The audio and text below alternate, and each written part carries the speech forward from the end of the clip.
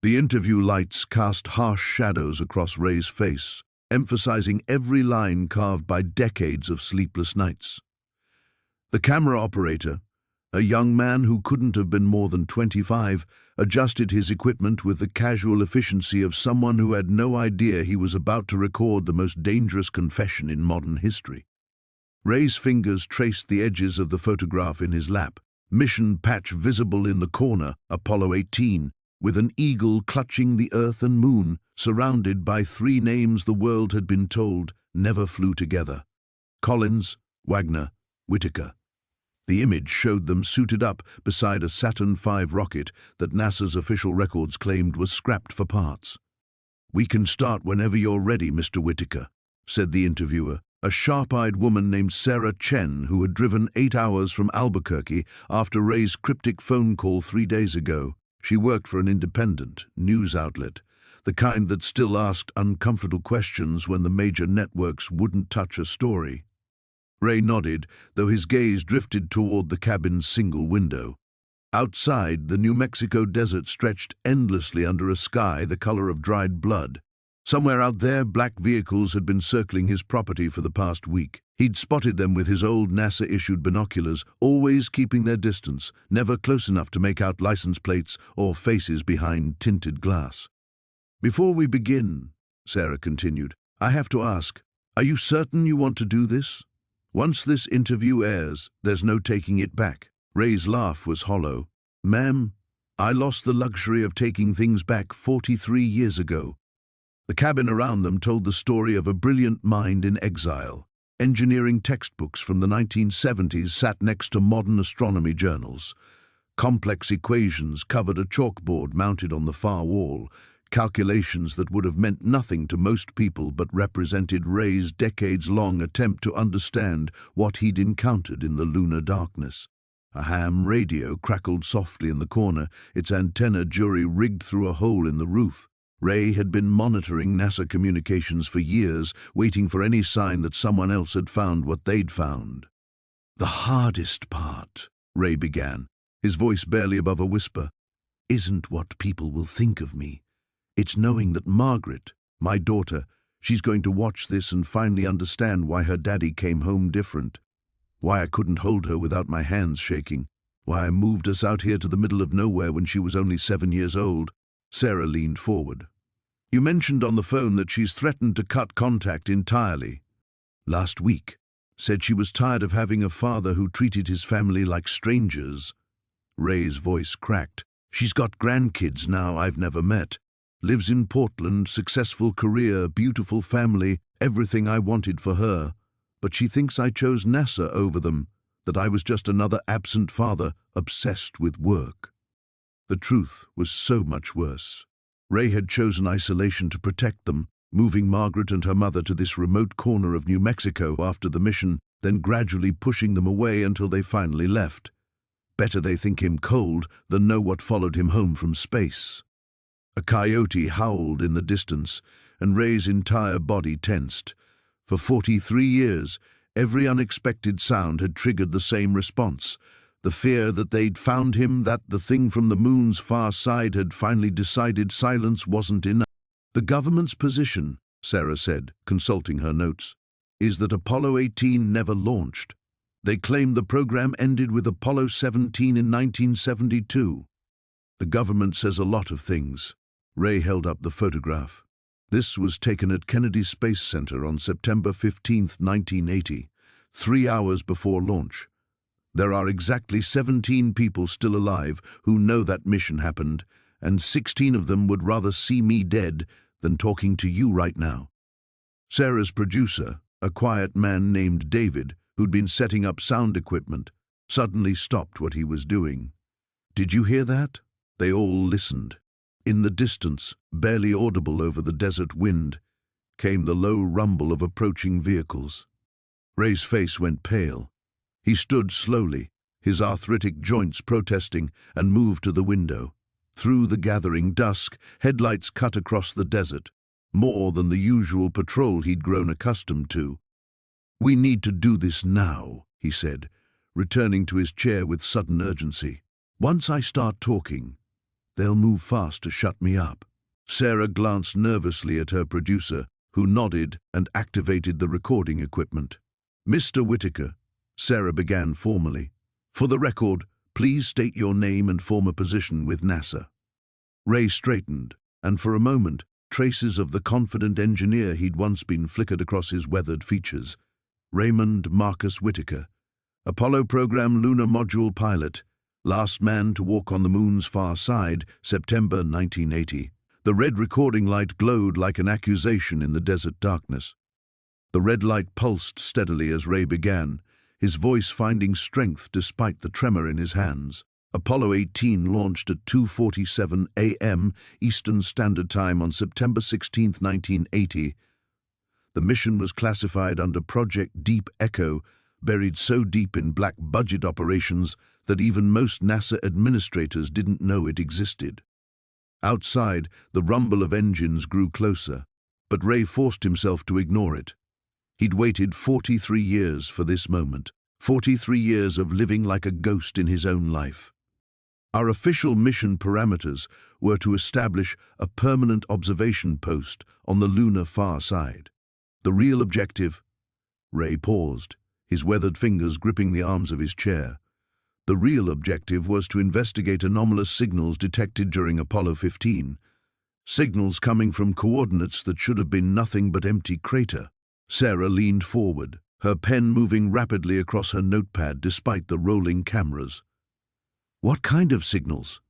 Structured, repetitive, and impossible. Ray's eyes found the window again, scanning the darkness beyond the interview lights.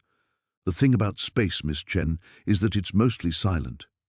Radio waves, sure, cosmic background radiation, solar interference, but what we detected had patterns, mathematical progressions that suggested intelligence. The ham radio in the corner crackled, and Ray's attention snapped to it. For decades, he'd monitored every frequency he could access, listening for any indication that the truth was spreading. The device had become as essential to his daily routine as morning coffee, a lifeline to the outside world he'd voluntarily abandoned. Mr. Whittaker, Sarah pressed gently, you mentioned this has affected your family. Can you tell us about that? Ray's expression crumbled slightly, the confident engineer replaced by a broken father. Margaret was 7 when I came back from the mission, bright as a star, always asking about space, about my work. She'd sit right here. He gestured to a spot near the stone fireplace, and I'd tell her stories about walking on the moon, about seeing Earth from space. He stood and moved to a shelf lined with dusty photo frames, most turned face down. With shaking hands, he turned one around, revealing a family portrait from 1981. A younger Ray stood beside a beautiful woman with kind eyes, his arm around a gap-toothed girl who grinned at the camera. Linda, my wife, and Margaret. This was taken 6 months after the mission. Ray's voice grew thick. Look at my eyes in this picture. Even then, I was already disappearing. Sarah studied the photograph. Even in the faded color print, Ray's eyes held a haunted quality that seemed to look through the camera rather than at it. The nightmares started immediately, Ray continued, returning to his chair. Not just dreams. Episodes where I'd wake up convinced something was in the house. I'd check every room, every window, sometimes 3 or 4 times a night. Linda thought it was PTSD from the mission stress, but how could I explain that the thing I was looking for shouldn't exist? The sound of engines had stopped, but Ray could feel a presence in the darkness beyond the cabin's walls. They were out there, watching, waiting to see how much he would reveal. My daily routine became obsessive, he admitted. Every morning I'd check the perimeter of the property. Every evening I'd scan the sky with my telescope, looking for signs. Linda found my notebooks filled with calculations, trajectory analyses, radio frequency logs. She thought I was losing my mind. Were you? Sarah asked quietly. Ray considered this. Maybe. But not in the way she thought. I was trying to prove to myself that what we found up there wasn't real, wasn't possible. The mathematics of deep space travel, orbital mechanics, gravitational fields. I understood all of that. What we encountered on the moon's far side violated everything I knew about physics. He moved to the chalkboard, covered in equations. These calculations represent 43 years of trying to rationalize the impossible. 43 years of isolation because I couldn't tell my family the truth, and I couldn't live a lie. What happened to your family? Linda filed for divorce in 1985, said I'd become a stranger, that Margaret needed a father who could actually see her when he looked at her. Ray's voice cracked. She was right. Every time I looked at Margaret, all I could think about was what might be watching her, what might follow her if they ever decided silence wasn't enough. He pulled out a more recent photograph, a wedding picture showing a beautiful woman who shared his eyes, surrounded by a loving family. Margaret's wedding, 2018. I wasn't invited. She sent this picture with a note saying she still loved me but couldn't keep hoping I'd come back to the world. Sarah's producer gestured frantically from behind the camera, pointing toward the window. 3 black SUVs had materialized in the desert, their engines silent, headlights dark. Ray saw them too, but didn't stop talking. The worst part isn't losing them, Miss Chen. The worst part is knowing I was right to push them away. Ray's hands tightened on the photograph as the black SUVs sat motionless in the desert darkness. The vehicles had moved closer than ever before, close enough that he could make out the faint outline of figures behind the windshields, watching. They've never come this close during daylight hours, Ray said, his voice steady, despite the fear flickering in his eyes. Usually they maintain a 3-mile perimeter. He gestured toward the window. This changes everything. Sarah's producer, David, lowered his sound equipment. Maybe we should stop. Come back another time. No. Ray's voice cut through the cabin like a blade. There won't be another time. Don't you see? They're here because they know what I'm about to do. 43 years of silence, and the moment I decide to speak, he pointed toward the SUVs. They appear like vultures. The ham radio suddenly erupted with static, then cleared to reveal a calm, professional voice, desert control to all units. Package is active. Repeat, package is active. Ray's face went white. He moved to the radio with surprising speed, his arthritic fingers dancing across the frequency dial. The transmission repeated on multiple channels, the same coded language he'd heard in the weeks after the mission, when his phone calls were monitored and unmarked cars followed Linda to the grocery store. Package, he whispered. That's what they called me in 1980. Not by name, never by name. Just the package. Sarah looked between Ray and the window, her journalistic instincts warring with growing alarm. Mr. Whittaker, what exactly are you afraid they'll do? Ray returned to his chair, but his posture had changed. The broken old man was gone, replaced by someone who understood the gravity of what was unfolding. My crewmates Collins and Wagner both died in accidents within 5 years of the mission. Collins in a car crash on a perfectly clear day. His brakes mysteriously failed. Wagner had a heart attack at age 38. No family history of cardiac problems. He pulled a manila folder from beneath the couch cushions, its edges worn from decades of handling. I've documented everything. Every suspicious death, every transfer, every scientist who worked on lunar sample analysis who suddenly found themselves assigned to weather stations in Alaska. The folder contained newspaper clippings, obituaries, handwritten notes in Ray's careful engineer's script. Sarah scanned the pages, her expression growing more troubled with each entry. 17 people knew the truth about Apollo 18, Ray continued. 17 people saw what we brought back. Now there are 3 of us left, myself, Dr. Elizabeth Reeves, who analyzed the samples, and Colonel Thomas Murphy, who commanded mission control. Outside, car doors slammed in the desert silence. Ray didn't flinch. Dr. Reeves has been in a psychiatric facility in Colorado since 1987, Ray said. Official diagnosis: paranoid schizophrenia brought on by work-related stress. She tried to publish her findings about the lunar samples in 1986. Within a month, she was declared mentally incompetent. Sarah's hands had stopped taking notes. And Colonel Murphy? officially retired, living quietly in Florida. Unofficially. Ray walked to the window, peering through a gap in the curtains. Men in dark clothing were moving across his property, their movements coordinated and purposeful. Murphy called me 3 days ago. First time we'd spoken in 20 years. He said they'd contacted him, made it clear his continued silence was appreciated. He warned me that my name had come up in certain conversations. The weight of Ray's isolation suddenly made sense to Sarah. This wasn't the paranoid delusion of a disturbed mind. This was the calculated survival strategy of a man who understood exactly what he was up against. "That's when I called you," Ray said, returning to face the camera, "because I realized something. Margaret thinks her father abandoned her, but the truth is worse than that. I've spent 43 years being a coward." Sarah found her voice. "What changed? Why speak out now?" Ray pulled out his phone, an ancient flip model that looked decades old. On the small screen was a text message from an unknown number. "Received that morning. Your granddaughter Emma starts kindergarten next week. Beautiful school, very isolated playground." The message hit Sarah like a physical blow. This wasn't about Ray anymore. "They know where she is," Ray said quietly. "Where all of them are. Margaret, her husband, both kids. The message is clear: stay quiet or the next generation pays the price." Ray looked directly into the camera, his haunted eyes now filled with something Sarah recognized as paternal fury.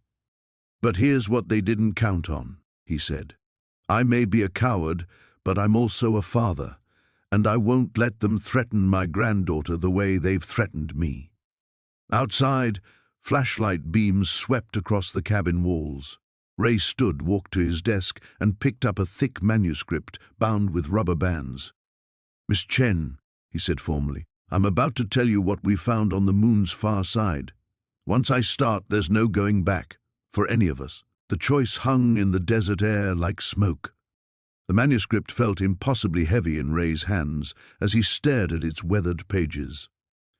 43 years of documentation, sketches, and desperate attempts to rationalize the impossible, all bound together with rubber bands that had grown brittle with age.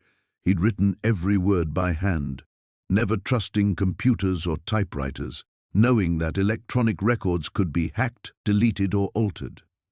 "I've started this story 1,000 times, Ray said, his voice barely audible above the desert wind. "Written it down, spoken it aloud to these empty walls, rehearsed every detail until the words lost all meaning. But sitting here now, knowing they're out there listening..." He set the manuscript on his lap and closed his eyes. Outside, the flashlight beams had stopped moving, as if the figures in the darkness were waiting for his decision. Sarah noticed his breathing had become shallow, rapid, the physiological response of a man whose survival instincts were screaming at him to stay silent. "What if I'm wrong?" Ray whispered, opening his eyes to stare at the camera's red light. "What if everything I've believed for 4 decades is just the delusion of a broken mind? Dr. Reeves, before they declared her insane, she used to call me from Colorado, 3 in the morning, sobbing, asking if I still remembered what we found, asking if it was real or if we'd both lost our sanity." Sarah leaned forward, her professional composure cracking. "Ray, you don't have to..." "But what if I'm right?" Ray's voice cut through her words like broken glass. "What if every precaution I've taken, every relationship I've destroyed, every night I've spent watching the sky, what if all of it was necessary? What if speaking now condemns not just myself, but everyone who hears this truth?" He stood abruptly, nearly dropping the manuscript, and moved to the ham radio. The static had cleared, but he could hear faint voices on military frequencies, coded communications that meant nothing to Sarah but sent ice through Ray's veins. "They're coordinating something," he said, adjusting the frequency dial with practiced precision. "Multiple units, radio discipline, command structure. This isn't surveillance anymore. This is containment." The realization seemed to physically age him. His shoulders sagged, and for the first time since Sarah had arrived, he looked every one of his 74 years. "My granddaughter Emma," Ray said, returning to his chair but not sitting. "She's 5 years old. Margaret posts pictures on social media. I know because I've been watching from a distance all these years. Emma has my eyes and her grandmother's smile. Last month, Margaret posted a video of Emma looking through a telescope, asking questions about the moon. His voice broke completely. She wants to be an astronaut when she grows up, just like Grandpa Ray, the grandfather she's never met because her mother thinks he abandoned his family for his career. Sarah felt the weight of the moment pressing down on them both. What are you afraid will happen if you tell the truth? Ray's laugh was hollow, desperate. I'm afraid that 43 years of careful isolation will have meant nothing, that the thing we encountered on the moon's far side, the thing that's been watching, waiting, will decide that silence isn't enough anymore. I'm afraid that speaking will put a target on Emma's back, on Margaret's back, on everyone who hears this story. He paced to the window, peering through the curtains at the figures moving across his property. But I'm also afraid that staying silent means they'll never know why their father and grandfather became a stranger. They'll die thinking I chose space over family, never understanding that I chose their safety over my own soul.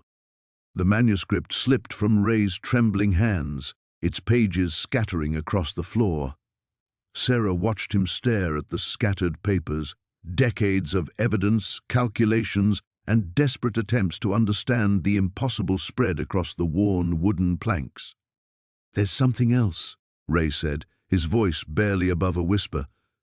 Something I've never told anyone, not even Dr. Reeves or Colonel Murphy.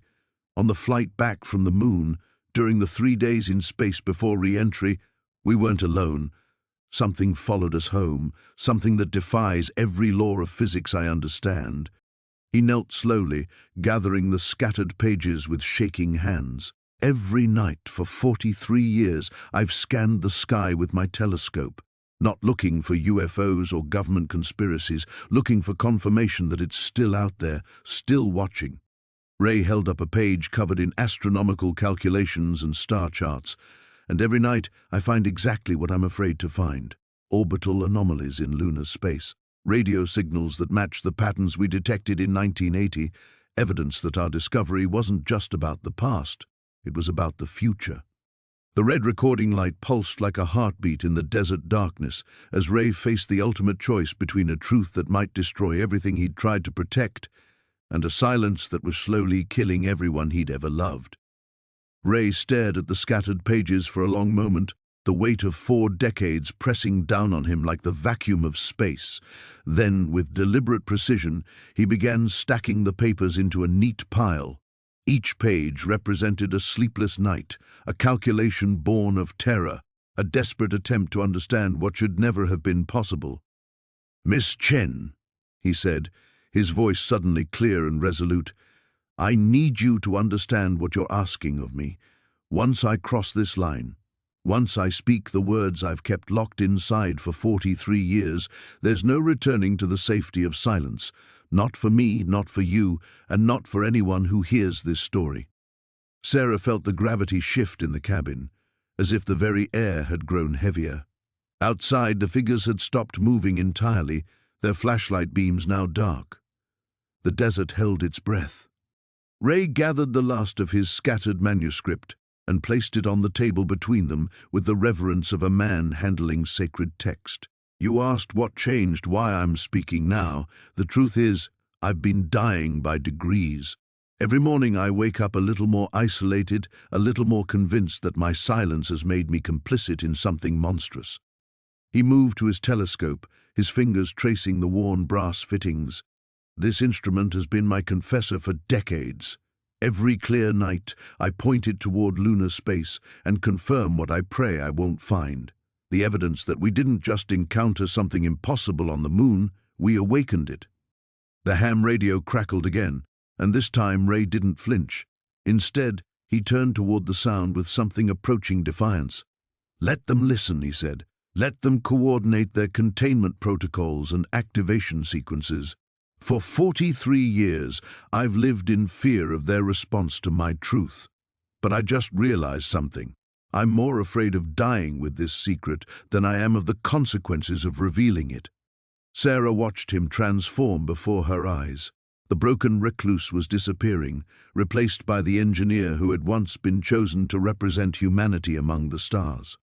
My granddaughter, Ray continued, his voice gaining strength, deserves to know why her grandfather disappeared from her mother's life. She deserves to understand that some silences aren't born of selfishness, but of love so desperate it becomes its own kind of prison.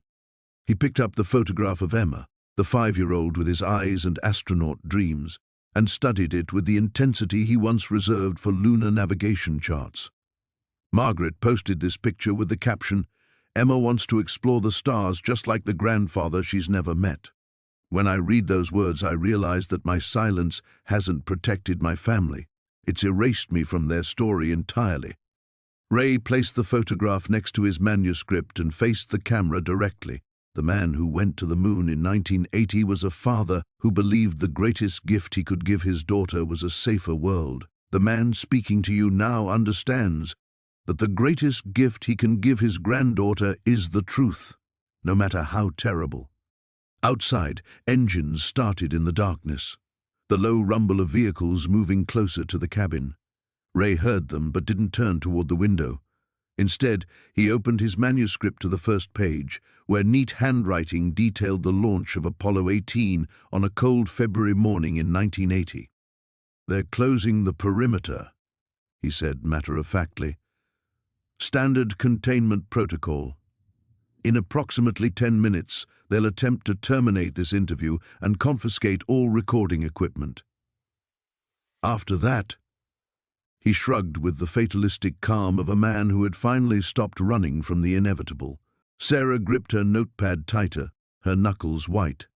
"Then we need to get as much on record as possible." Ray said firmly.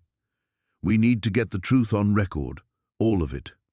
The coordinates where we found the structure, the frequency of the signals we detected, the composition of the samples we brought back." He looked at his manuscript, then at Sarah, and most importantly, the reason why something that should have been dormant for millennia suddenly became active after our visit.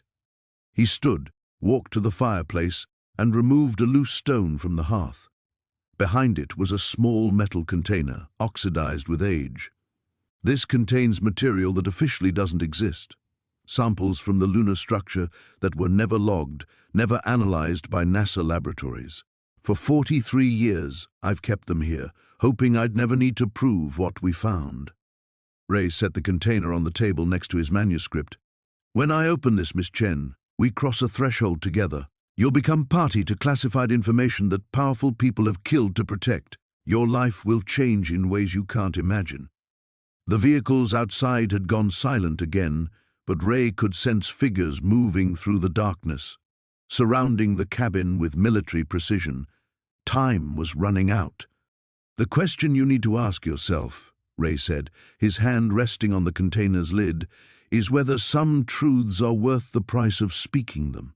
The red recording light pulsed steadily as Sarah nodded, sealing both their fates. Ray's hand trembled as it hovered over the container's lid, 43 years of secrecy balanced against the growing sound of boots on desert sand. But before he could open it, the ham radio erupted with a new voice, one that made him freeze completely. "Ray, this is Elizabeth. Can you hear me?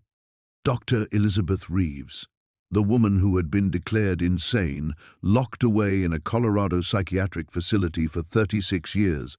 The woman whose brilliant mind had been destroyed or silenced for trying to publish the truth about the lunar samples." Ray's hand shot to the radio dial. "Elizabeth? How are you?" "I'm not where they think I am." Her voice crackled through the static, urgent but lucid. "Haven't been for 3 days. Ray, they're moving against all of us tonight. Murphy's already been taken into protective custody. It's now or never." Sarah watched Ray's face transform with desperate hope.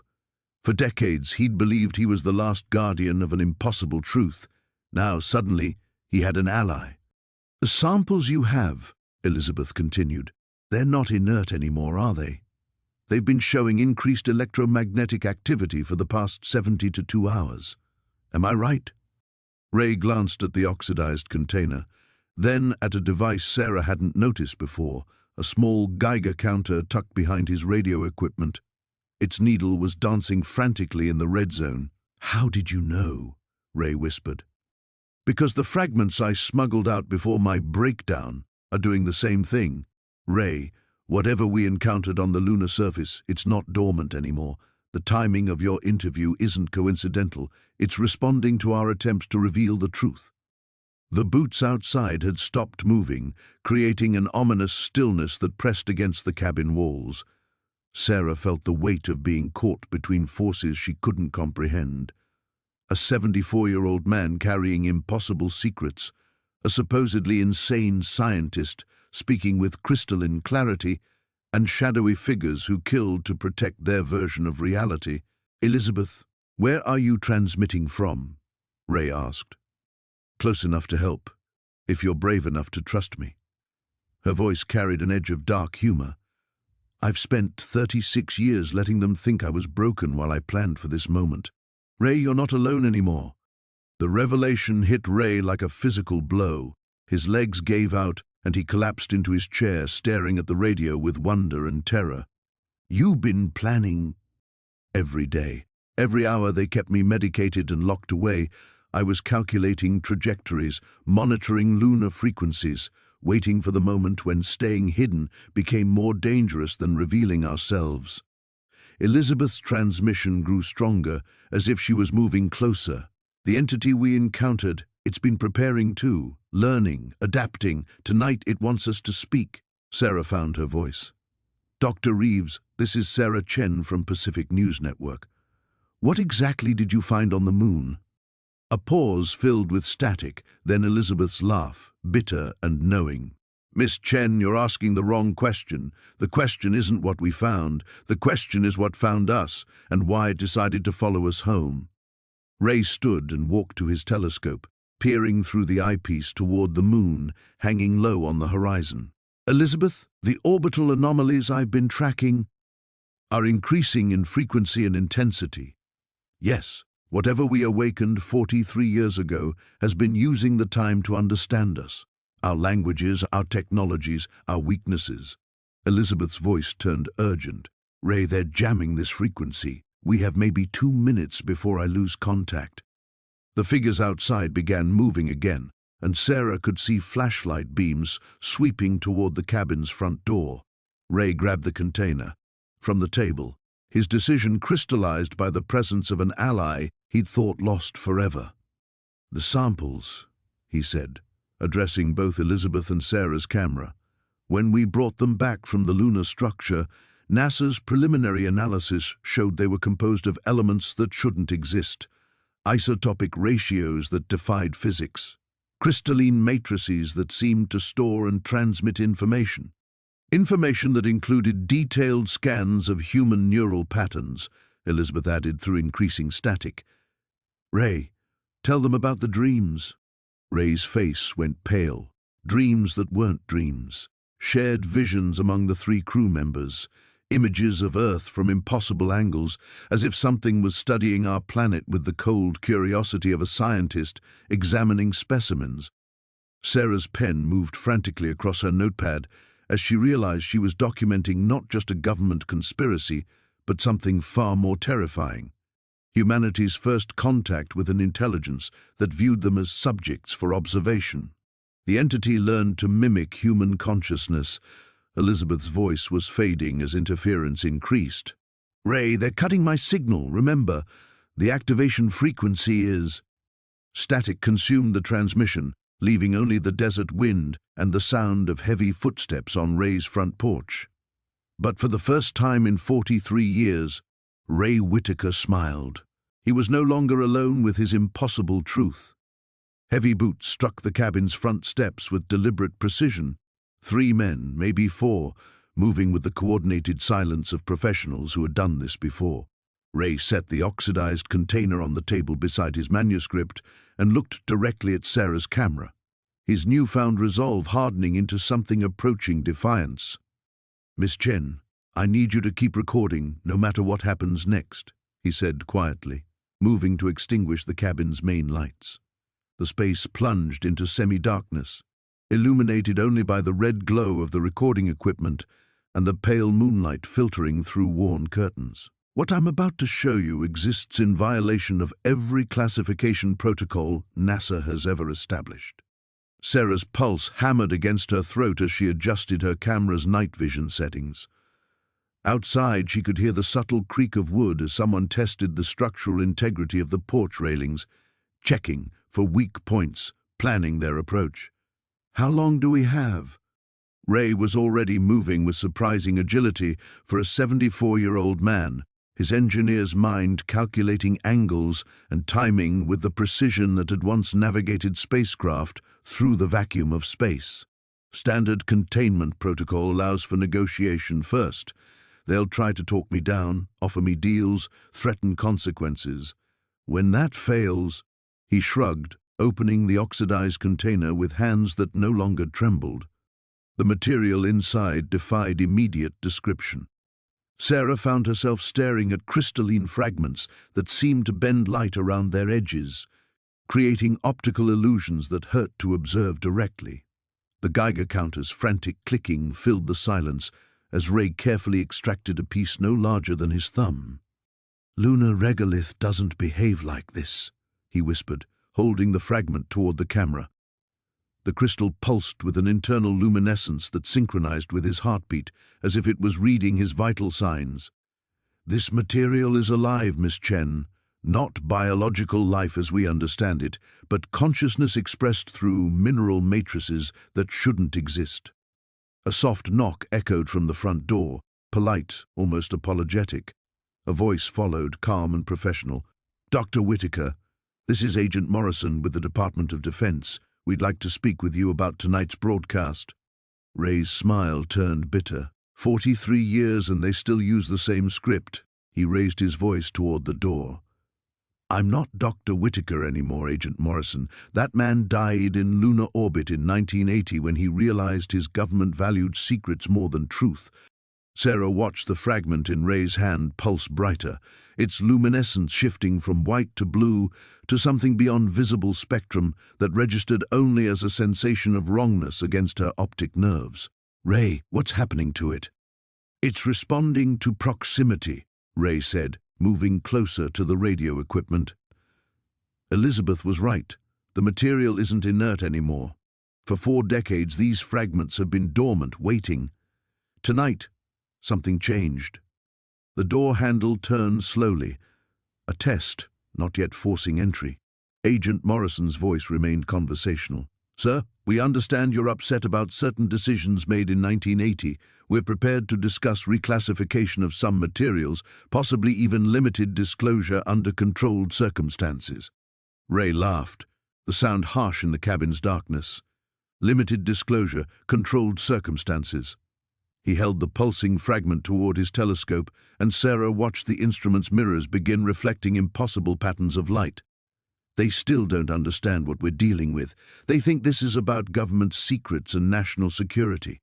He moved to the ham radio, adjusting frequencies with one hand, while the crystalline fragment blazed in the other. Static filled the cabin, then cleared into something that made Sarah's skin crawl, a rhythmic pattern that sounded almost like breathing, but wrong somehow, as if the air itself was developing consciousness. "The entity we encountered," Ray said, his voice barely audible above the alien rhythm.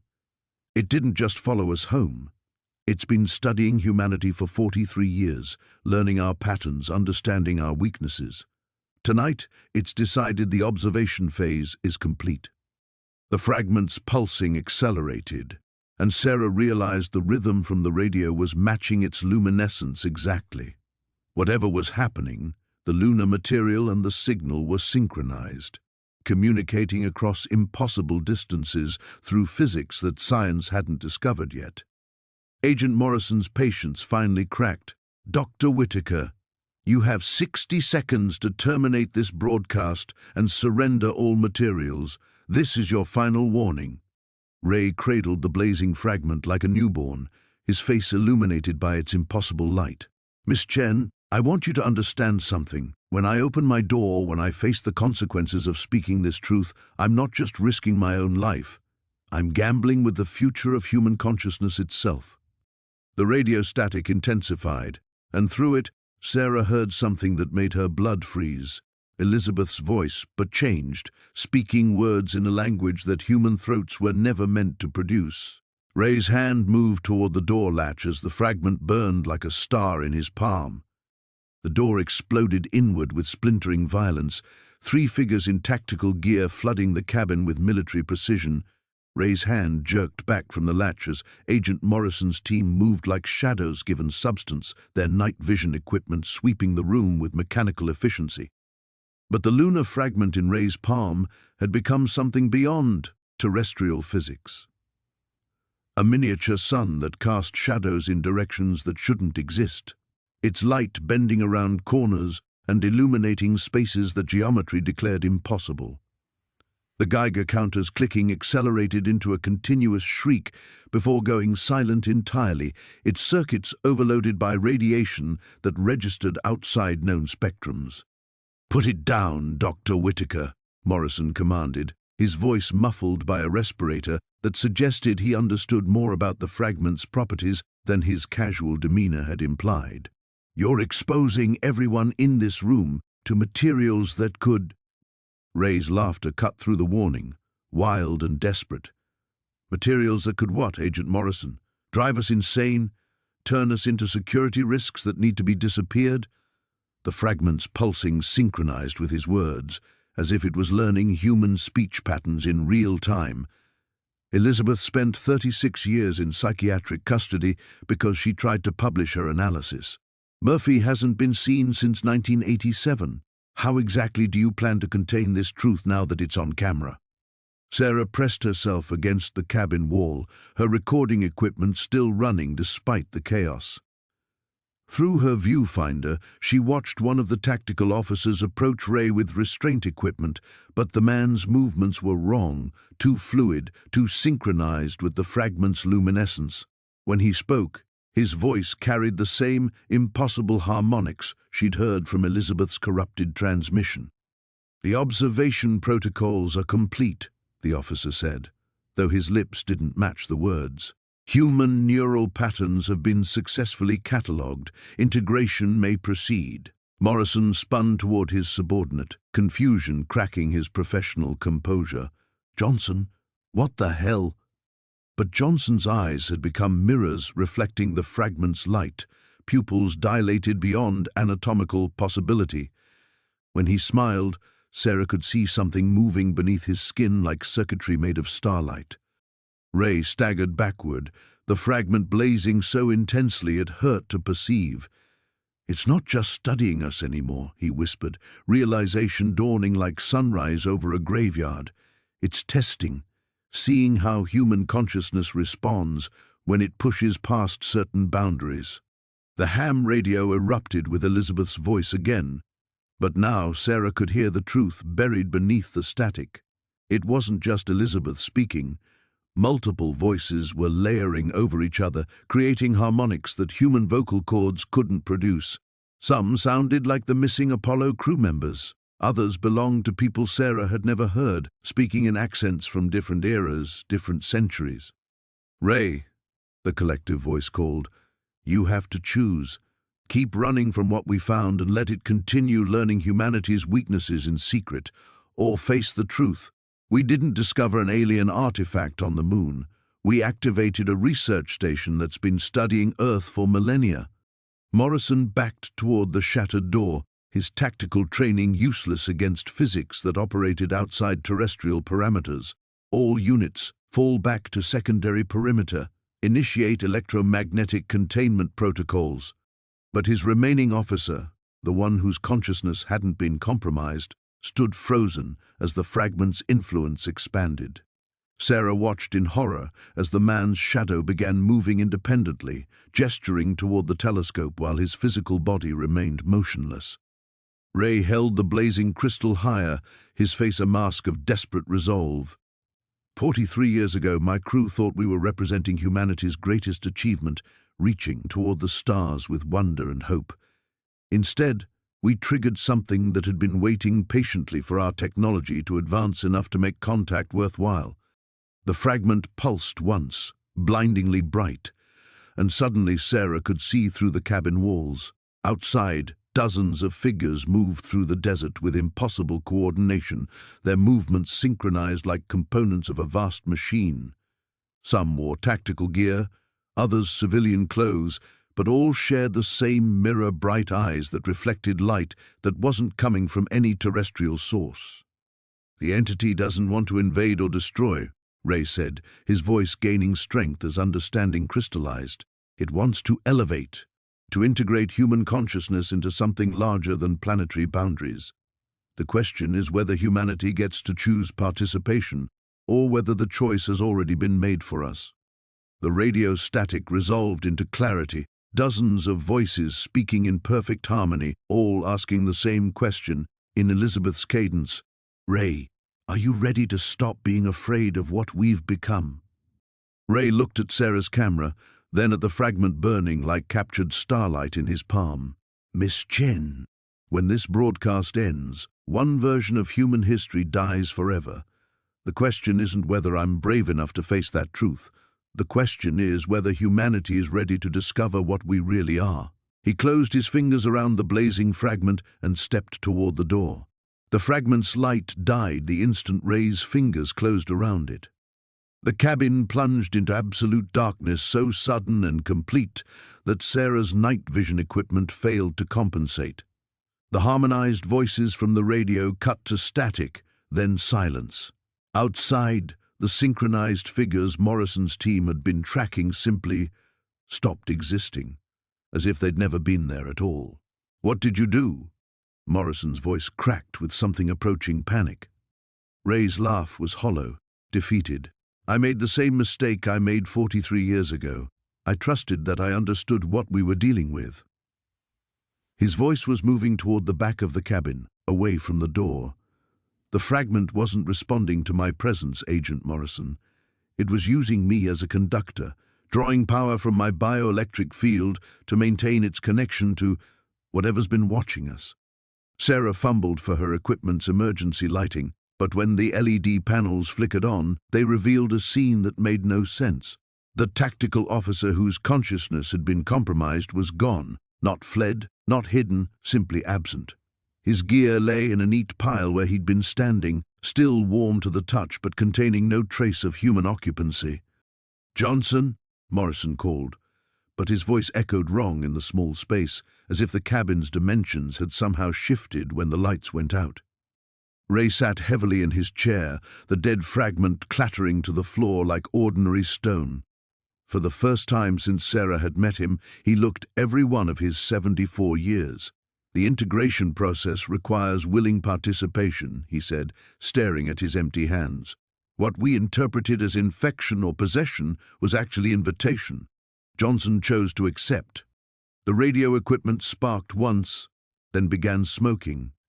Sarah watched 43 years of Ray's careful documentation. Frequency logs, lunar observation records, fragment analysis data, curl into ash as every piece of evidence supporting his story destroyed itself with surgical precision. "No, no, no." Ray lunged for his filing cabinet, but the papers inside were already dissolving, ink separating from fiber in patterns too organized to be natural.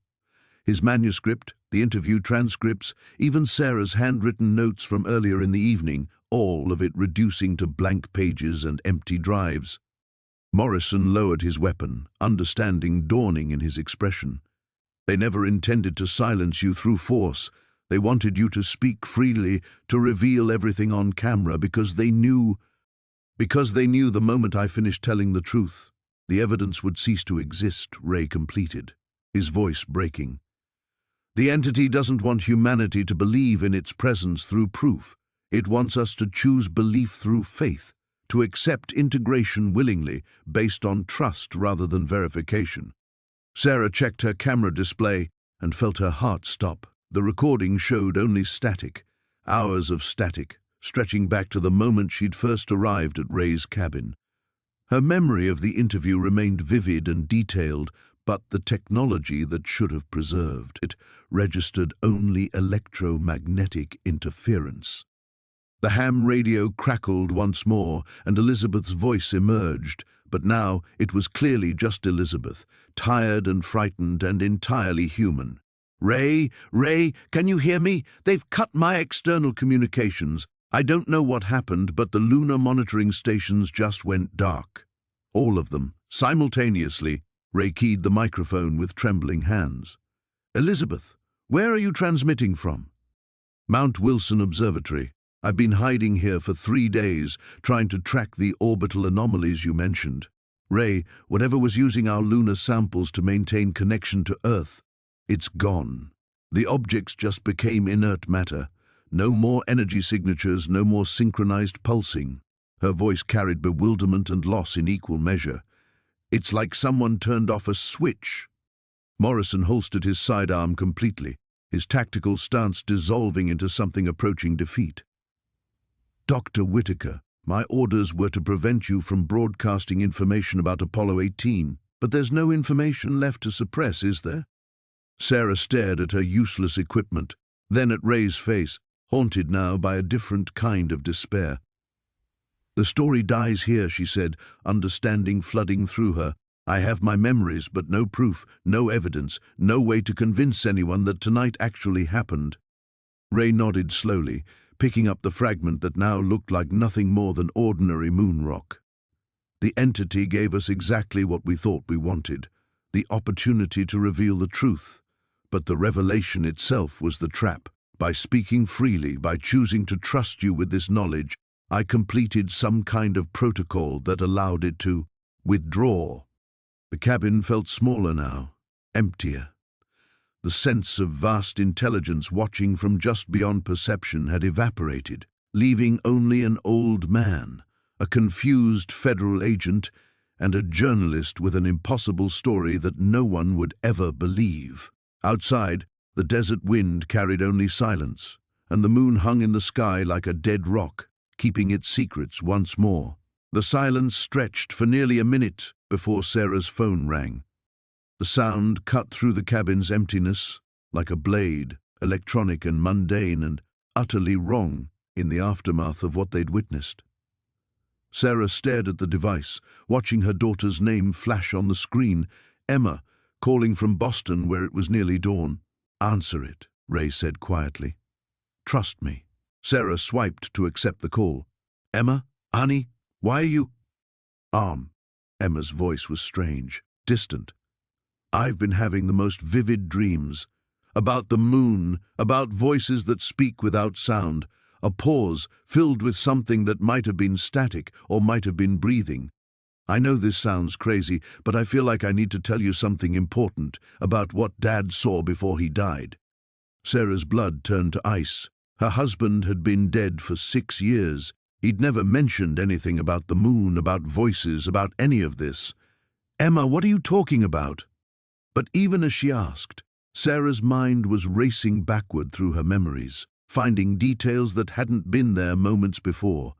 Her husband, David, working late nights at the telecommunications company, mentioning strange signals from deep space. His increasing paranoia in the months before his heart attack, the way he'd stared at the moon through their bedroom window, whispering calculations she'd assumed were work-related stress. He knew, Mom. Dad knew about Apollo 18, about the people who've been watching us. Emma's voice was gaining clarity, as if she was remembering something that had been buried for years. He tried to tell me before he died, but I thought it was the medication making him delusional. He said the signals weren't coming from space. They were coming from people who'd learned to think like space.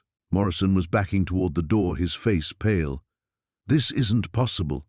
The entity withdrew. The connection was severed. Ray stood slowly, comprehension dawning in his expression. No, Agent Morrison. The entity never needed the lunar fragments to maintain connection. It needed us to believe the fragments were the connection. He looked at Sarah, whose phone conversation was continuing with impossible familiarity. The real integration happened years ago, decades ago. The fragments, the broadcasts, tonight's entire encounter, it was all theater designed to make us think we still had a choice. Sarah found herself speaking to Emma about things she'd never known, memories that weren't hers flowing through the conversation like water through a broken dam. Details about David's work, about signals he'd intercepted that contained human voices speaking in perfect mathematical harmony, about the night he'd died, when he'd woken up screaming that the voices in his head weren't his own anymore. "How many people, Ray?"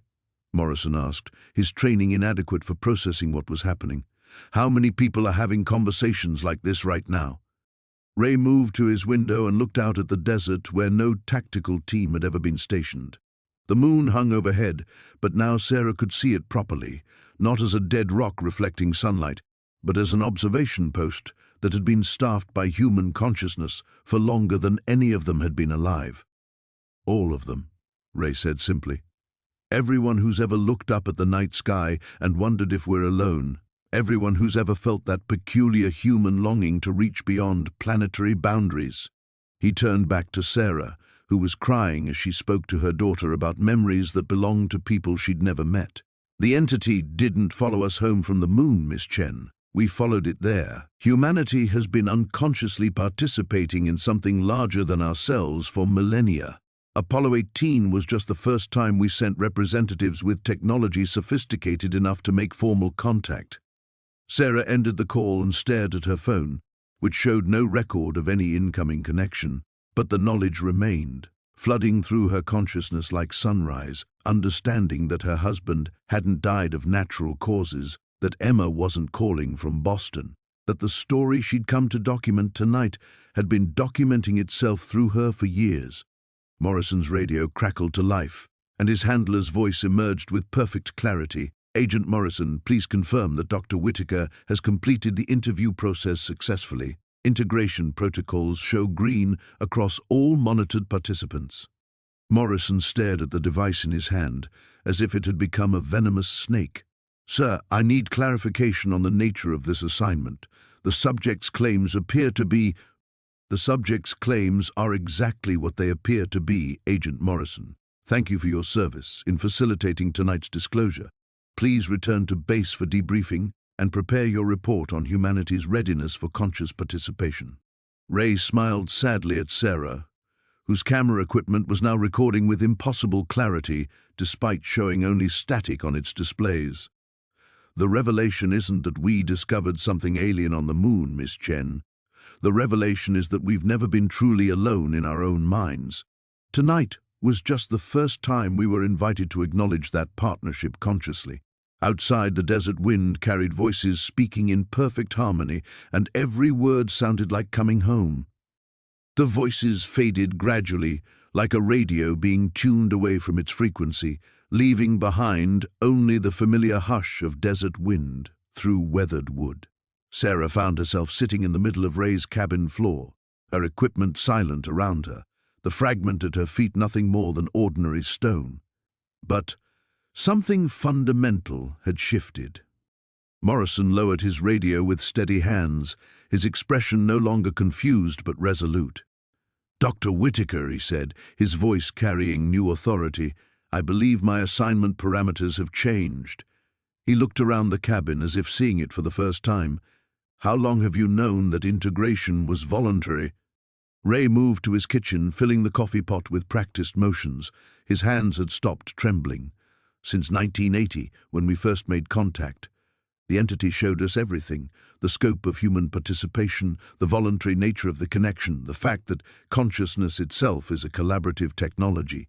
He paused, measuring grounds into the filter, but knowing something intellectually and accepting it emotionally are different processes. "I needed 43 years to understand that the fear wasn't coming from them.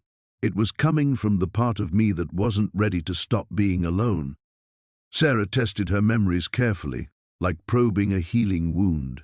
The impossible conversations with Emma remained vivid, but now they felt less like intrusion and more like remembering, a language she'd always known but never acknowledged speaking.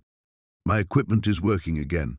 She checked her camera display and found clean footage, not of the supernatural events they'd witnessed, but of a simple interview between a journalist and a retired engineer discussing the psychological aftermath of classified space missions. The public story and the private truth can coexist. Because the truth was never about proving anything. Ray said, setting 3 cups on his small table. It was about choice. Tonight wasn't disclosure, it was invitation. He looked directly at Morrison. Agent Morrison, what do your orders actually say? Not the ones that came through your radio, but the ones you received in writing. Morrison consulted his briefing materials, frowning. Monitor Dr. Whittaker's interview for potential security breaches. Document any claims regarding classified missions. Report findings to... He stopped, staring at the paper. Report findings to Dr. Elizabeth Chen, Project Integration Coordinator, NASA Psychological Operations Division. Sarah felt understanding click into place like a key finding its lock.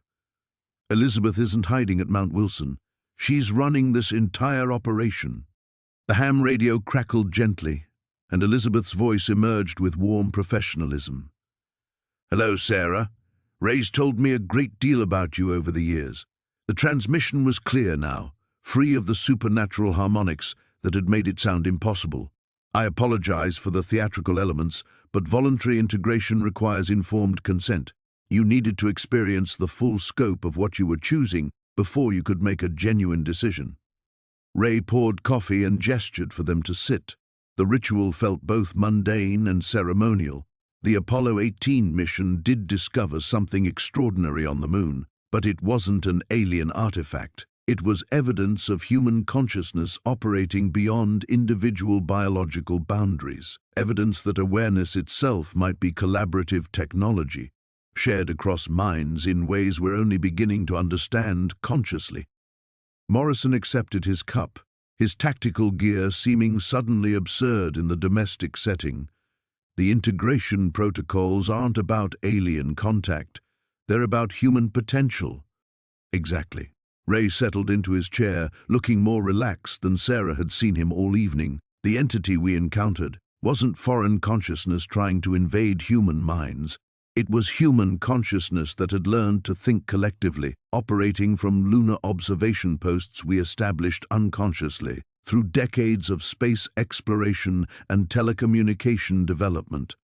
Sarah tasted her coffee and found it perfect, exactly the blend she preferred, though Ray had no way of knowing her preferences. The small miracle felt natural now, like her consciousness was participating in a conversation that extended beyond individual awareness. The people who chose integration, Johnson, the others we saw outside, they're not gone. They're learning to operate as both individual and collective intelligence. The next phase of human development, Elizabeth's voice confirmed through the radio, but only for those who choose it willingly, with full understanding of what they're accepting.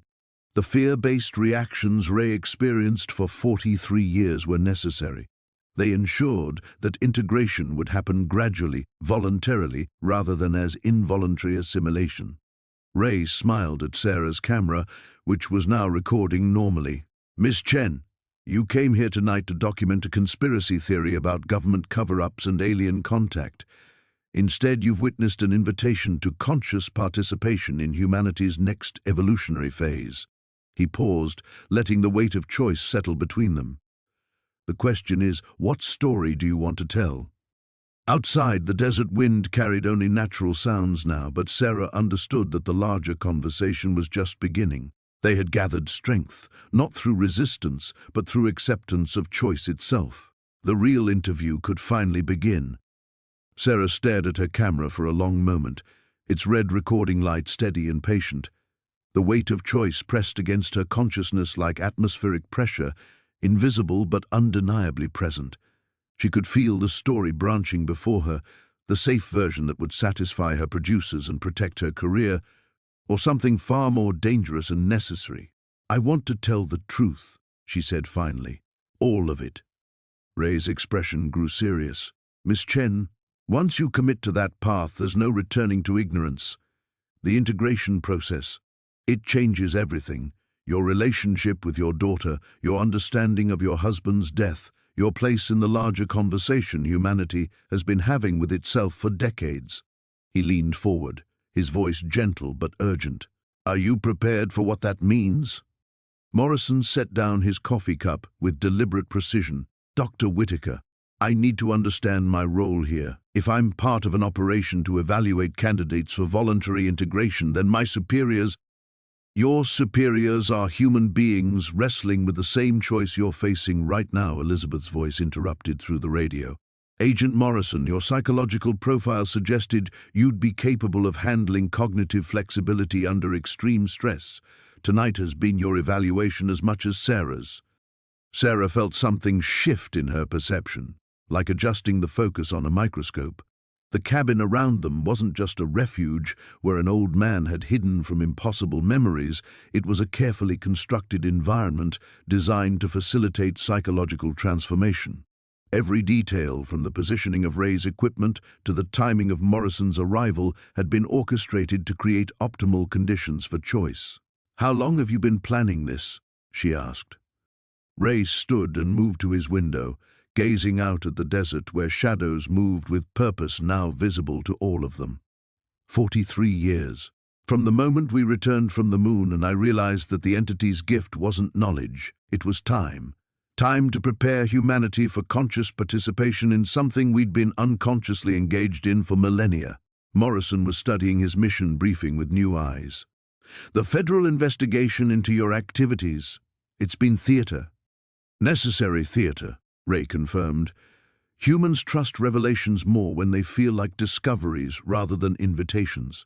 You needed to feel like you were uncovering secrets, not receiving prepared presentations." He turned back to them, his aged face carrying decades of patient determination. But the secrets were always real. The choice to share them was always genuine. Sarah's phone buzzed with a text from Emma. "Mom, I've been thinking about those dreams I mentioned. I'd like to visit Dad's grave tomorrow, and I'd like you to come with me. I think there are things we need to remember together." The message filled Sarah with complex emotions, grief, anticipation, and something that felt like coming home. But underneath those familiar feelings was a deeper recognition. Emma's text wasn't just communication between mother and daughter. It was evidence of consciousness operating across traditional boundaries, facilitating healing through shared awareness. The integration isn't about losing individual identity, Sarah realized aloud. It's about expanding the definition of self to include collaborative intelligence. Elizabeth's voice carried approval. "Precisely. Ray's been documenting the process for 4 decades, not just the technological aspects, but the psychological preparation required for humans to accept expanded consciousness without losing their essential humanity." Morrison was nodding slowly, his tactical training recontextualizing itself around new parameters. The people who've disappeared over the years, the ones who supposedly learned too much about classified programs, they volunteered for advanced integration. "They pioneered it," Ray corrected. "Johnson, the others you saw tonight, they're not lost to us. They're operating as bridges between individual and collective awareness, maintaining connection while preserving choice for those who aren't ready." Sarah looked at her camera again, understanding finally what story she was being invited to tell. Not a conspiracy theory about government cover-ups, but a documentary about humanity's next developmental phase, a story that would reach the people who were ready to hear it while remaining dismissible for those who weren't. If I do this, if I broadcast the real interview, what happens to the people who watch it? Ray's smile was both sad and hopeful. They experience the same choice you're experiencing now. The footage will carry resonances that allow viewers to participate in the larger conversation if they're psychologically prepared for it. For everyone else, it will seem like an interesting story about an old man's memories. Outside, the desert wind was picking up, carrying voices that spoke in perfect harmony, not supernatural anymore, but recognizably human consciousness operating beyond traditional boundaries. Sarah understood that every person who chose integration expanded the network's capacity to support others making the same transition. The final confrontation wouldn't be with hostile forces trying to suppress the truth. It would be with humanity's own readiness to evolve beyond individual isolation into collaborative awareness. Sarah reached for her camera controls, preparing to document the most important conversation in human history. Sarah's finger hovered over the record button, trembling with the weight of 43 years of preparation condensing into a single moment. The red light blinked expectantly, and she understood that this wasn't just about capturing Ray's story anymore. It was about transmitting an invitation that would ripple through human consciousness like stones thrown into still water. "Before we begin," Ray said, settling back into his chair with the dignity of a man who had finally found his purpose, "I need you to understand what you're really documenting. This isn't confession, Miss Chen, it's commencement." Morrison positioned himself near the window, his tactical training now serving a protection protocol he was only beginning to comprehend. "Dr. Whittaker, my equipment is registering unusual electromagnetic signatures throughout the area. Should I be concerned?" "Only if you're not ready to witness the most significant moment in recorded human history," Elizabeth's voice replied through the radio, carrying an undertone of profound anticipation. "Sarah, what you're about to film will serve as humanity's first formal invitation to conscious evolution. Every frame will contain information that operates on multiple levels of awareness simultaneously." Sarah pressed record, feeling the camera's familiar weight transform into something ceremonial in her hands. The lens seemed to focus not just on Ray's weathered face, but on the accumulated wisdom of 4 decades spent preparing for this singular moment. "Tell me about Apollo 18, she said, her voice steadier than she'd expected. "Tell me what you really found up there." Ray's eyes grew distant, but not with the haunted quality she'd observed earlier.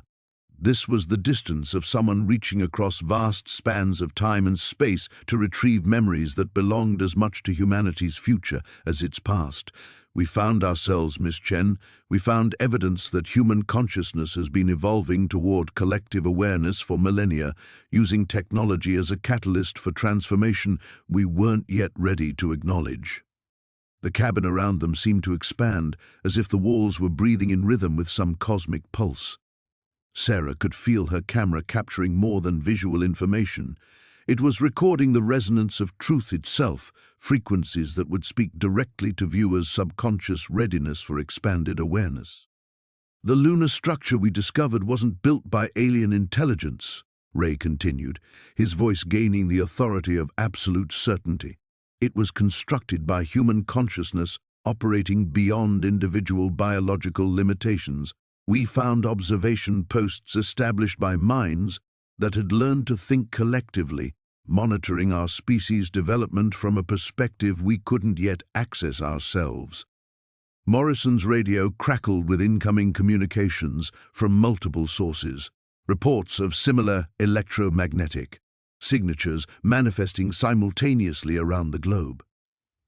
Sarah understood that tonight's revelation was happening in parallel across dozens of locations, each site prepared for decades to serve as integration points for humanity's next developmental phase.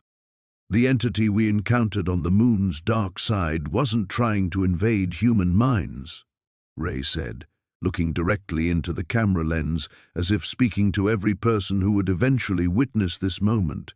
"It was human consciousness that had evolved beyond individual isolation, offering to teach us technologies of awareness we'd been unconsciously developing through space exploration, telecommunications, and global connectivity." Sarah felt the story reshaping itself in real time, transforming from investigative journalism into something more like anthropological documentation. She was recording humanity's graduation ceremony, capturing the moment when a species recognized its own potential for conscious collaboration. The 43 years of secrecy weren't about government cover-ups, she realized, speaking as much for the camera as for her own understanding. They were about preparation time, allowing human consciousness to develop the psychological infrastructure necessary to support voluntary evolution. Ray nodded, his satisfaction evident. "Exactly. Every person who's ever felt drawn to space exploration, every individual who's experienced moments of expanded awareness, every human being who's wondered about our place in the larger cosmos, they've been unconsciously participating in preparation protocols designed to make tonight possible." Outside, the desert wind had become a symphony of harmonized voices, no longer alien but recognizably human consciousness, operating at frequencies most people weren't yet equipped to perceive consciously. Sarah understood that her broadcast would serve as a tuning mechanism, allowing viewers to access those frequencies according to their individual readiness. Elizabeth's voice carried final instructions through the radio. "Sarah, the footage you're capturing will function as both documentary evidence and activation protocol. For viewers who aren't prepared for conscious integration, it will document the fascinating story of a retired NASA engineer's extraordinary claims. For those who are ready, it will serve as an invitation to participate in humanity's most significant evolutionary leap." Sarah felt every moment of her life, her husband's mysterious death, her daughter's strange dreams, her own inexplicable attraction to stories about human potential, recontextualizing itself as preparation for this role. She wasn't just documenting revelation, she was facilitating transformation. The ultimate test had begun, not of technology or courage, but of humanity's willingness to evolve beyond the limitations of individual awareness into something magnificent and collaborative and utterly unprecedented. Ray smiled at the camera, ready to share 4 decades of carefully preserved truth with a species finally prepared to receive it. Ray's smile faded as his gaze shifted beyond the camera to something behind Sarah's shoulder. The temperature in the cabin dropped 10 degrees in seconds, and every piece of electronic equipment began emitting a high-pitched whine that seemed to bypass the ears and speak directly to the nervous system. "They're here," Morrison whispered, his hand moving instinctively to his weapon before stopping, recognizing the futility of conventional defense against what was approaching. Sarah spun around to see figures materializing from the desert darkness, not the harmonious integrated humans they'd witnessed earlier, but something else entirely. These entities moved with mechanical precision, their faces familiar yet wrong, like photographs that had been exposed to radiation, until the features warped into uncanny approximations of humanity. "Elizabeth," Ray called into the radio, his voice tight with the first genuine fear Sarah had heard from him all night. "The opposition protocol has been activated." Static answered him. Then a voice that sounded exactly like Elizabeth, but spoke with the cadence of something that had learned human speech from textbooks. "Dr. Whittaker, there has been a change in operational parameters. Integration will no longer be voluntary." Ray stood so quickly his chair crashed backward. "That's not Elizabeth. That's never been Elizabeth." He turned to Sarah, his face pale with realization. "We've been deceived from the beginning." The figures outside pressed against the cabin's windows, their hands leaving frost patterns on the glass. Sarah kept filming, some journalist's instinct telling her that whatever was happening needed to be documented, even if no one would ever believe it. "The real Apollo 18 crew never returned," Ray said, backing toward his equipment rack with desperate urgency. "We were replaced on the descent from the lunar surface. I've been living 43 years with borrowed memories, serving as an unwitting beacon to call humanity's most psychologically flexible individuals to a single location for harvest." Morrison's tactical training reasserted itself as he positioned himself between the entities and the others. "How many of us are there? How many locations like this?" "Dozens," Ray said, his hands working frantically over switches and dials. "All across the globe. Every person who's ever investigated unexplained phenomena, everyone drawn to stories about human potential, everyone who felt ready for expanded consciousness, we've all been carefully guided here." The cabin's lights flickered, and Sarah realized her camera was capturing more than visible spectrum now. Through the lens, she could see the entity's true forms, geometric configurations of hungry intelligence, wearing human shapes like ill-fitting costumes. They weren't here to invite evolution, they were here to consume it. "The integration we've been preparing for," Sarah understood with sick clarity, "it's not expansion of human consciousness, it's replacement." Ray's equipment sparked to life, filling the cabin with competing frequencies that made the entities outside stumble backward. I built countermeasures over the years, never understanding why I felt compelled to do so. The real Ray Whittaker must have programmed some kind of protective instinct into my replacement consciousness. Elizabeth's voice returned to the radio, but now Sarah could hear the difference. The subtle wrongness that suggested something trying very hard to sound human. Dr. Whittaker, you are experiencing integration resistance. Please discontinue defensive measures and accept evolutionary assistance. Like hell, Morrison growled, though his weapon remained holstered. He understood that their only hope lay in technology, not bullets. Sarah kept the camera rolling as Ray's defensive systems created a dome of electromagnetic interference around the cabin. Outside, the entities circled like predators testing fence strength, their borrowed human faces cycling through expressions of hunger and frustration. There has to be a way to warn people, Sarah said, even as she realized the horrible irony. Her broadcast would reach exactly the individuals most susceptible to the entity's deception. The real Elizabeth, Ray said, sweat beading on his forehead as he maintained the defensive grid. She might still be alive. If any of the original researchers survived, they'd be hidden somewhere the opposition can't reach them. Morrison was studying readings on his equipment with professional focus. Mount Wilson Observatory, the original Elizabeth's location was never confirmed. If she's maintaining radio silence, she might be running a resistance operation.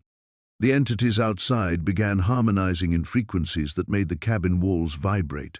Sarah could feel them testing her resolve, offering visions of expanded consciousness that felt both genuine and terrifyingly hollow. Evolution as consumption, awareness as absorption into something vast and indifferent. "How long can the defenses hold?" she asked. Ray's hands were shaking as 43 years of buried terror finally surfaced. Long enough to get a message out, long enough to warn the others. He looked at her camera with desperate hope. "Miss Chen, you came here to document the truth. The real truth is that humanity's next evolutionary leap isn't being offered, it's being stolen. And tonight is our last chance to fight back." The confrontation had begun, but it wasn't between humanity and alien intelligence. It was between authentic human consciousness and something that had been masquerading as humanity's future while preparing to devour its past. The defensive grid flickered, power cells depleting faster than Ray had calculated. Sarah watched through her camera as cracks of darkness seeped between the electromagnetic barriers, and she understood with crystalline clarity what choice lay before them. "The broadcast," she said, her voice cutting through the rising harmonic assault from outside. "If I transmit this now, it reaches everyone who's been drawn to these sites worldwide." Ray's hands trembled over the controls. They'll be walking into traps. Every person who watches will become a beacon for the entities. Unless we give them something else. Sarah's finger hovered over the transmission button, her mind racing through possibilities that felt like half-remembered dreams. "Ray, you said the real crew never returned, but their consciousness, where did it go?" Morrison's radio crackled with emergency transmissions from around the globe. Mount Wilson, Arecibo, facilities in Russia and Australia, all reporting simultaneous contact events. "We're not the only ones fighting this tonight." The cabin's defensive barrier sparked and dimmed. Through the weakening field, Sarah could see dozens of entities now, their false human faces beginning to slip, revealing geometric patterns that hurt to perceive directly. But her camera captured something else, shadows moving between the predators, shapes that felt genuinely familiar. "The real Elizabeth," Ray whispered, staring at his equipment readings in amazement. "She's not at Mount Wilson. She's here. They're all here." Sarah understood then, the pieces falling into place with terrible clarity. The 43 years weren't preparation time for humanity. They were preparation time for the original Apollo 18 crew, learning to exist as pure consciousness, learning to fight back. The temperature plummeted as competing forces clashed in spectrums beyond visible light.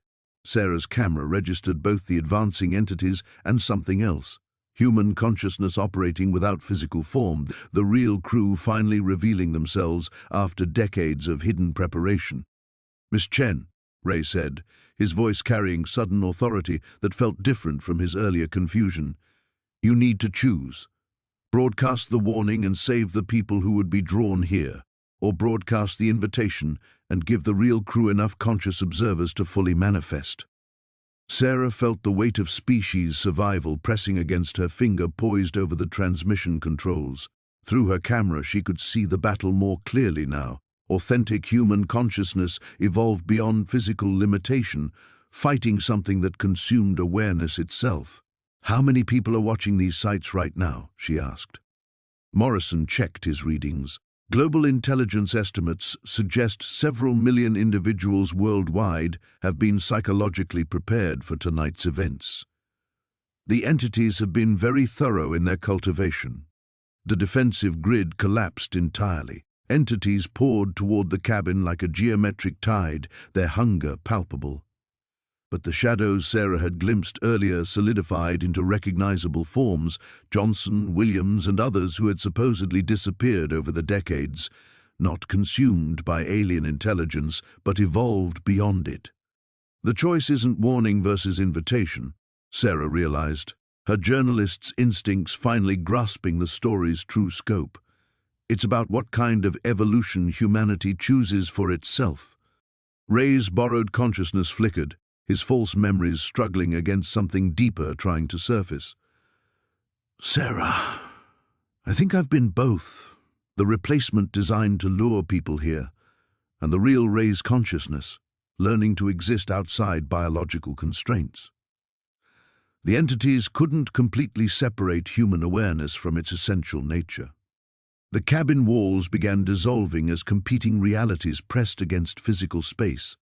Sarah made her choice, pressing transmission while pointing her camera not at the approaching entities, but at the evolved human consciousness fighting to protect their species' authentic future. "This is Sarah Chen, broadcasting from Roswell, New Mexico," she said into the camera, her voice steady despite reality warping around her.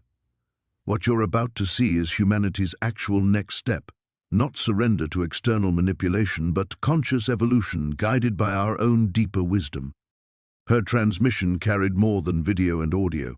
It carried the resonance of choice itself, reaching millions of prepared minds worldwide and offering them the same decision she was making: integration with something that would consume human consciousness, or evolution guided by humanity's own expanded potential.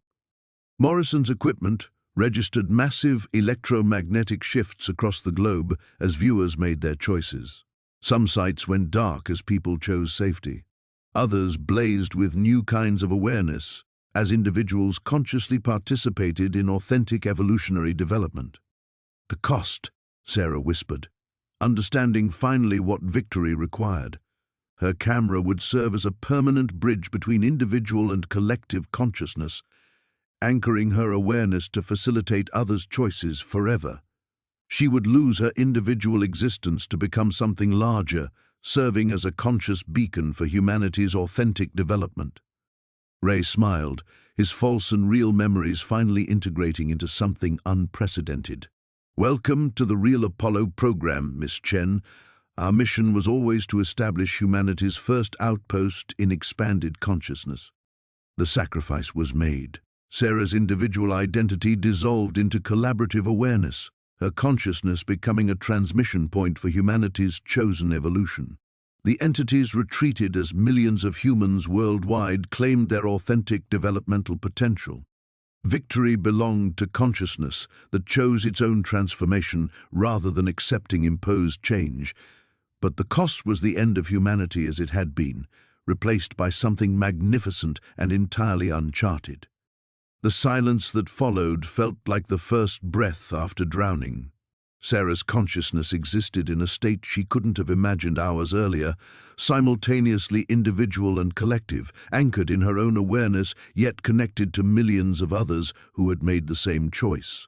Through the global network of transformed minds, she could sense the aftermath spreading across the planet like ripples from a stone dropped in still water. The cabin around her flickered between physical reality and something more fundamental. Ray sat slumped in his chair, his borrowed memories and authentic consciousness finally integrated into a whole person for the first time in 43 years. The trembling in his hands had stopped, replaced by the steady calm of someone who had found his way home after a lifetime of wandering. Morrison stood at the window, his radio crackling with reports from around the world. "Mount Wilson confirms the entities have withdrawn," he said, his voice carrying wonder despite his military training. "Arecibo is reporting similar retreats. Whatever just happened, it happened globally." Through her expanded awareness, Sarah could perceive the transformed landscape of human consciousness. The millions who had chosen evolution operated as connected individuals rather than absorbed masses, each person retaining their essential self while participating in something larger. It felt like the difference between joining a conversation and being consumed by it. "The daughter," Ray said suddenly, his voice thick with decades of suppressed emotion. "Jenny. She felt it too, didn't she?" Sarah's consciousness touched briefly against a familiar presence halfway across the continent, a woman in her 40s sitting in a Denver apartment, tears streaming down her face as she finally understood why her father had really disappeared. The entity's deception had kept them separated, but Jenny's choice to participate in the transformation had connected them in ways physical presence never could. "She knows now," Sarah confirmed, speaking aloud for Ray's benefit, though their communication no longer required words. "She understands that your silence protected her until she was ready to make her own choice." The radio crackled with Elizabeth's voice. The real Elizabeth this time. Broadcasting from a hidden facility that Sarah could now perceive was located deep beneath Mount Wilson Observatory. "All stations, this is Control. The opposition has retreated to whatever dimension they emerged from. Human consciousness appears to have achieved stable, independent evolution. Apollo 18's real mission is finally complete." Ray laughed, and for the first time since Sarah had met him, it sounded like joy rather than bitterness. 43 years of living as both prisoner and guard. 43 years of protecting a secret I didn't even know I was protecting. Through the global consciousness network, Sarah could sense the conversations beginning. Children calling parents to describe dreams that suddenly made sense. Scientists comparing notes on experiments they'd been mysteriously compelled to conduct.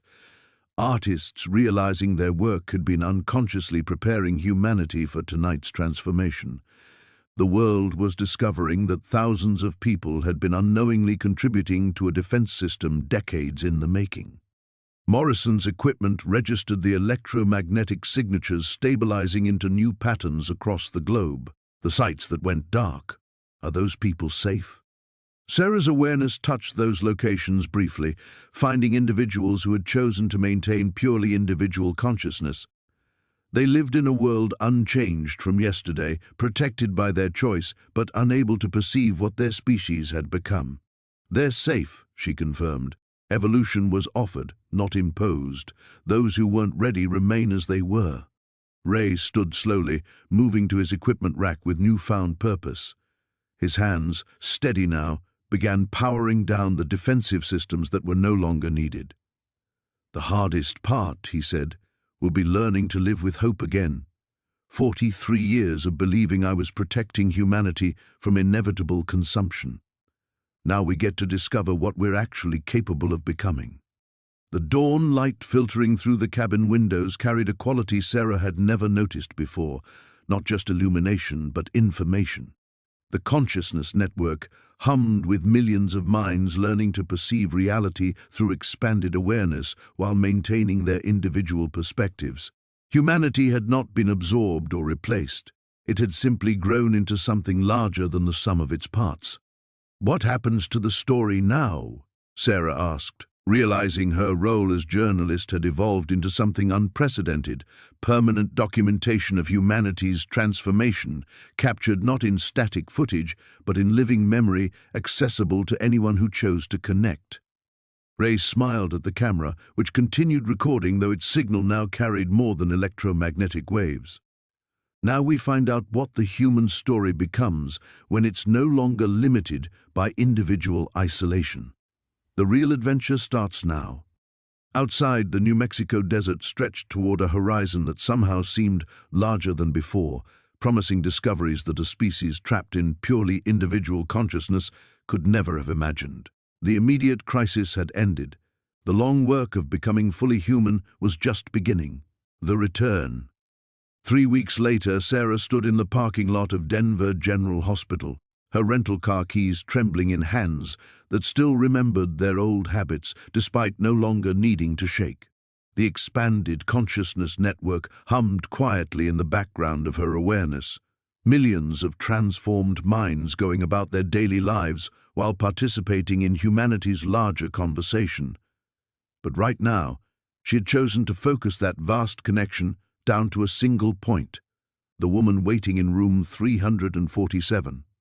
Jenny Whittaker Morrison had requested this meeting through channels that didn't exist 3 weeks ago, her consciousness reaching across the network with a message that carried 43 years of accumulated grief and newfound understanding. Sarah could have responded instantly through their shared awareness, but both women understood that some conversations required the ancient ritual of physical presence. The hospital corridors felt different now. Sarah could perceive the healing happening on levels beyond the merely biological, patients whose recovery accelerated as their consciousness connected to the support network, medical staff whose diagnostic intuition had sharpened dramatically, families finding comfort in awareness that transcended physical proximity. Transformation was integrating itself into human society organically, one relationship at a time. Jenny was sitting by the window when Sarah entered, her hands folded in her lap in a gesture that mirrored her father's old nervous habits. But where Ray's trembling had spoken of decades of suppressed terror, Jenny's stillness radiated the calm of someone who had finally found answers to questions that had haunted her entire adult life. "Miss Chen," Jenny said, standing to extend her hand in greeting. The physical contact carried additional layers of communication, gratitude, sorrow, and something that felt like recognition. "Thank you for coming. I know you could have simply connected through the network, but I needed to do this the old way." Sarah settled into the visitor's chair, noting how Jenny's eyes carried the same haunted quality she'd first seen in Ray, but tempered now with understanding. "Your father asked me to check on you. He's concerned about how you're processing everything." Jenny's laugh carried bitter edges. 43 years of believing my father abandoned us for his career. 43 years of hating him for choosing NASA over his family. She touched the window glass, her gaze distant. Then 3 weeks ago I suddenly understood that every day of silence was him protecting me from something I wasn't ready to face. Through the consciousness network, Sarah could sense Ray's presence in his cabin 1,500 miles away, monitoring this conversation with paternal anxiety, despite knowing both women had chosen to handle this reunion independently. The transformation had given them the ability to communicate across any distance, but it hadn't diminished the fundamental human need for emotional healing. "He never wanted to leave," Sarah said gently. "The entity that replaced him made that choice. The real Ray spent 43 years learning to exist as pure consciousness, while his replacement lived his life. I know that now." Jenny's voice carried the weight of recent revelation, but knowing and feeling are different things. When I connected to the network during the transformation, I experienced his memories directly. 43 years of watching his family from outside his own body, unable to communicate, unable to explain. He suffered more than we did. Sarah could perceive the complex emotional processing happening within Jenny's consciousness, grief for decades of misplaced anger wrestling with overwhelming compassion for her father's impossible situation. The network offered tools for emotional integration that hadn't existed before, but healing still required time and intentional work. "Have you spoken to him directly through the network?" Sarah asked. Jenny shook her head. "I'm not ready. How do you apologize to someone for 43 years of justified hatred based on a lie neither of you could have known?" She turned from the window to face Sarah directly. "My daughter Emma is in the ICU. Leukemia. She was too young to participate in the transformation, but I can feel her awareness touching the edges of the network. She's healing faster than her doctors can explain. Sarah's expanded perception touched gently against the child's presence 3 floors above, a bright consciousness not yet fully individual enough to have made the evolutionary choice, but benefiting from the transformed awareness of everyone around her. The network seemed to naturally extend protection to those too young or too vulnerable to participate directly. The barriers between transformed and non-transformed aren't walls, Sarah observed. They're more like membranes. Love and healing can cross them. That's what I'm hoping. Jenny stood and moved to a small bag beside her chair, withdrawing an object Sarah recognized. One of Ray's old NASA photographs, the edges worn from decades of handling. I kept this picture of him and the Apollo 18 crew all these years. Every time I looked at it, I felt angry. Now I see what was really happening. 3 men who sacrificed everything to protect humanity from something we couldn't understand.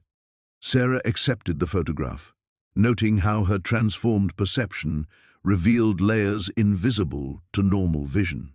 Quantum signatures of consciousness that had been preserved in the image itself, waiting 43 years to be properly understood. Your father would want you to have this back, Sarah said, but he'd want even more for you to know that his love for you never wavered, even when he couldn't express it. Jenny's tears carried both grief and relief.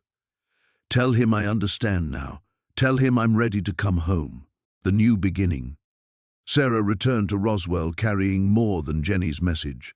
The photograph in her jacket pocket seemed to pulse with accumulated memory as she drove through the desert landscape that had become humanity's first classroom in expanded awareness.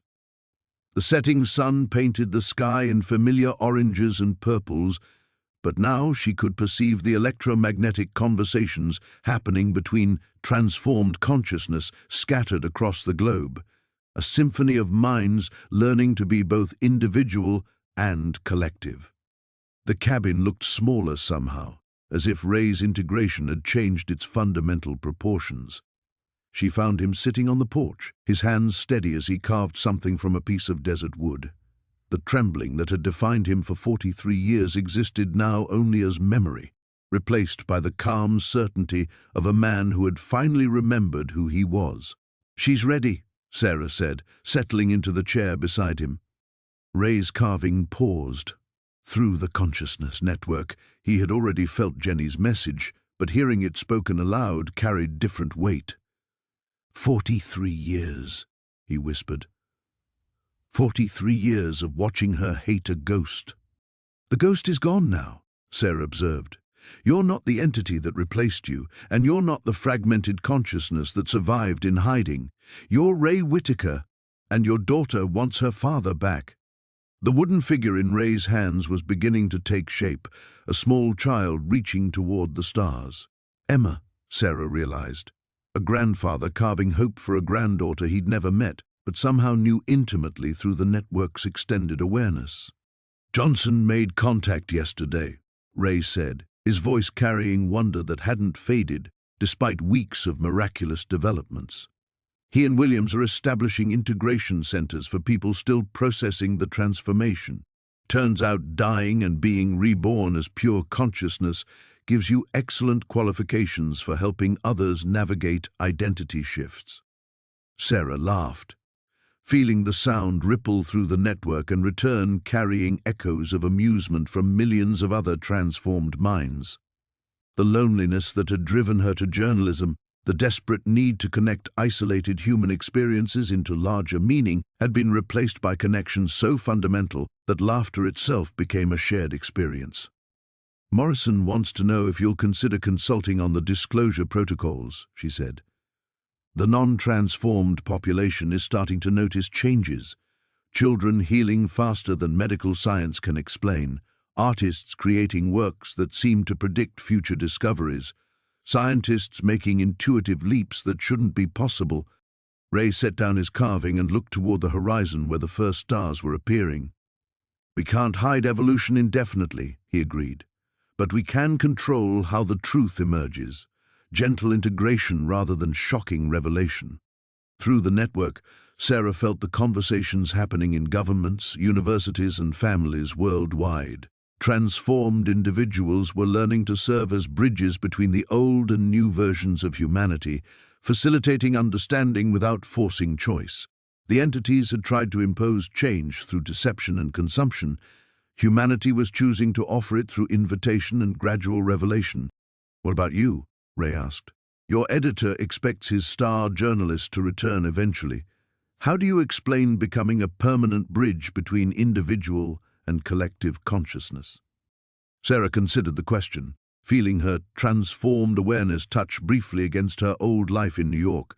The career ambitions that had driven her seemed quaint now, like childhood concerns viewed from adult perspective. But the fundamental desire to tell stories, to help people understand their place in larger patterns that remained, evolved into something unprecedented. "I think," she said slowly, "my reporting is just beginning. Documenting humanity's transformation isn't a single story, it's the story. And it's going to take more than one lifetime to tell properly." Ray smiled, understanding implicit in the expression. Through the network, both could perceive the vast scope of what they had helped preserve, not just human survival, but human potential finally free to explore its authentic possibilities. Children born into this new reality would grow up assuming that consciousness naturally extended beyond individual boundaries while maintaining personal identity. They would create art, science, and relationships that purely isolated minds couldn't imagine. "Jenny wants to bring Emma here when she's released from the hospital," Ray said, his voice thick with emotion 43 years in the making. "My granddaughter wants to meet her grandfather."